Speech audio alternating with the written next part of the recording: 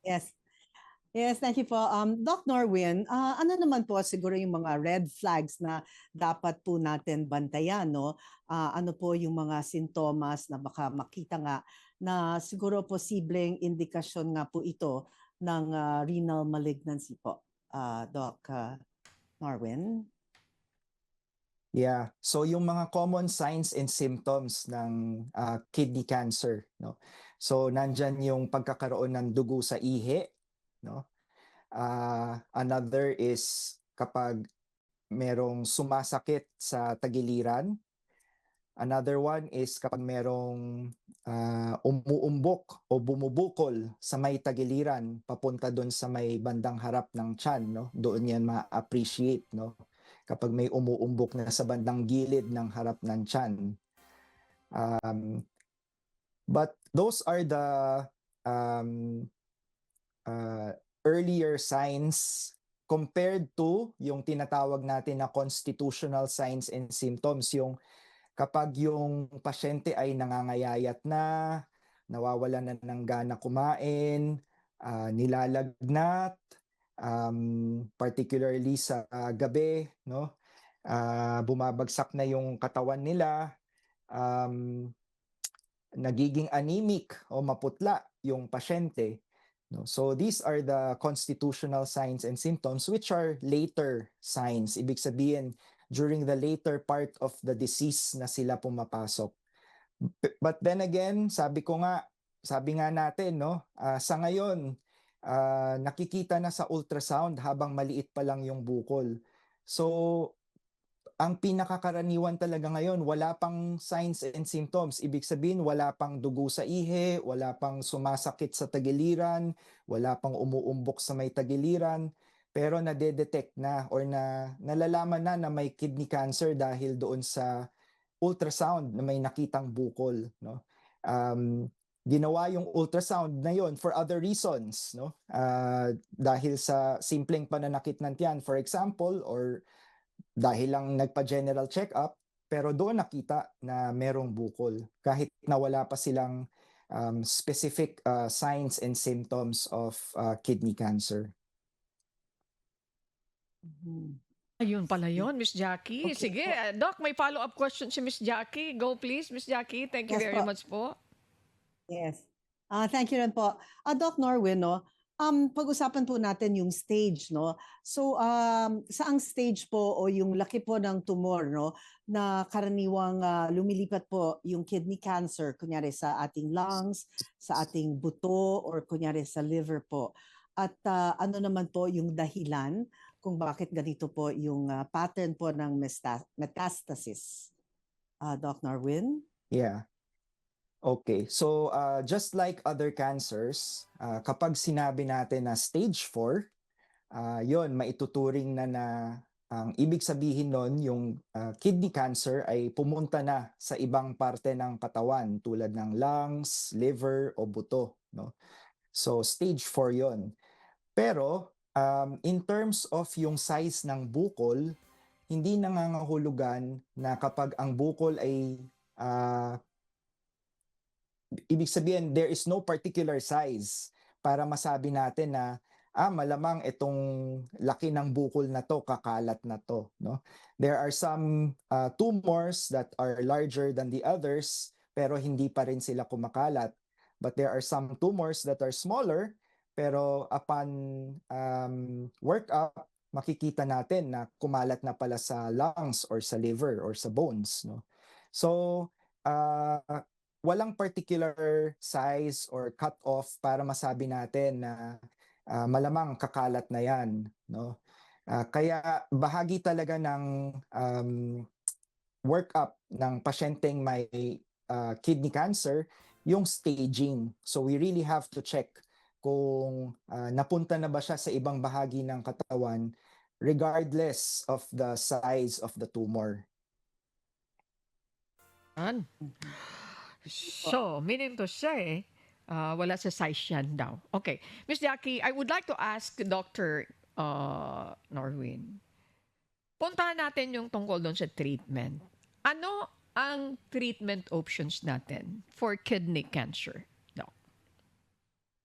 So kapag yung kidney cancer ay yung tinatawag natin na localized, ibig sabihin nasa kidney pa lang siya, yung bukol ay nasa kidney pa lang, hindi pa siya lumalabas ng kidney, hindi pa pumupunta sa mga surrounding structures like uh, fat, no, or other organs. Maaring tanggalin lang yung bukol mismo, no? Yung tinatawag na partial nephrectomy. The aim being, ma-preserve natin yung normal na bahagi ng kidney, which is important para um, manatiling merong sumusuporta sa pangangailangan ng katawan ng tao in terms of filtration ng dugo, in terms of maintaining balance or homeostasis in the body, no? So we try to preserve as much normal kidney as possible by removing the tumor alone. But for tumors that have already gone out of the kidney, invaded adjacent structures like yung adrenal gland na nasa bandang itaas lang ng kidney, or yung fat na pumapalibot sa kidney, more so kapag pumunta na siya more banda sa harap, papunta doon sa bituka na which lies on top of the kidney, no? So kinakailangan ng tanggalin yung buong kidney mismo.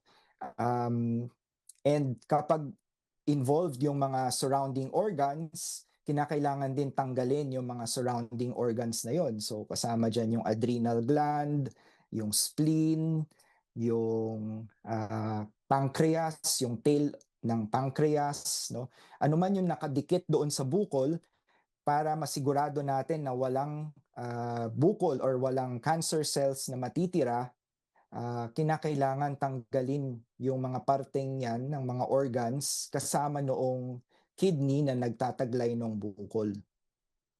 Ako, ganun pala yan, Miss Jackie, ha? Kung yan ay localized pa lang, ha? Nasa kidney pa. Localized or locally Localized. advanced. Localized, ibig sabihin hindi pa lumalabas, ano, Doc? Pwede na Yes. surgery. Aalisin lang yung tumor. Pero kapag lumabas na Yes. yan, tapos affected na, invaded na yung ibang mga organs, kasama yan sa mga tatanggalin. Ibig sabihin, baka parang mauubos na, Dok, yung lahat ng parte ng balon-balulan mo, pagkatapos yung yung iba pang parte, naku, talaga naman, ganito pala ito. Okay, Dok, dito sa pinag-usapan natin, paano natin mai-educate yung publiko na ito pwede niyong maiwasan kung ito yung gagawin niyo? Yeah, so unang-una, para maiwasan ang kidney cancer, napag-usapan natin kanina yung pinaka-established or pinakamalinaw na maaring maging risk factor, no, para sa ating lahat. So yun yung smoking. So hangga't maaari, umiwas or tumigil na sa paninigarilyo. Madalas kong sinasabi sa mga pasyente ko na hindi lang lung cancer ang maaaring makuha kapag naninigarilyo, no? Maaari din magkaroon ng mga cancer sa ibang organs, kasama na doon yung kidneys kapag naninigarilyo. Kung naninigarilyo man ngayon, pero kung mahihinto ito, malaki pa rin ang maitutulong noon, no, in terms of decreasing the chances of getting kidney cancer as compared to kapag ipinagpatuloy yung paninigarilyo. For overall kidney health, yung mga general recommendations natin to drink at least 2.5 to 3 liters of fluids a day. So ang pinaka-goal natin dyan ay makapag-produce tayo ng at least 2.5 liters of urine a day para maprotektahan tayo laban sa urinary tract infection, kidney stones, no? So fluids talaga ang pinaka-importante, isa sa mga pinakamura pero pinakamabisang paraan para pangalagaan yung kidneys natin. And nandiyan na rin yung sa diet, no? So low fat, umiiwas sa mga maalat, no? Low fat, low salt, I mean, umiiwas sa mga maalat. Low protein, so yung mga matataas sa protina tulad ng baka, laman loob, no? And high fiber. So damihan yung pagkain ng prutas at gulay. Bawat meal magandang merong prutas and or gulay, no? So low salt, low protein, high fiber, increase oral fluid intake, and no smoking.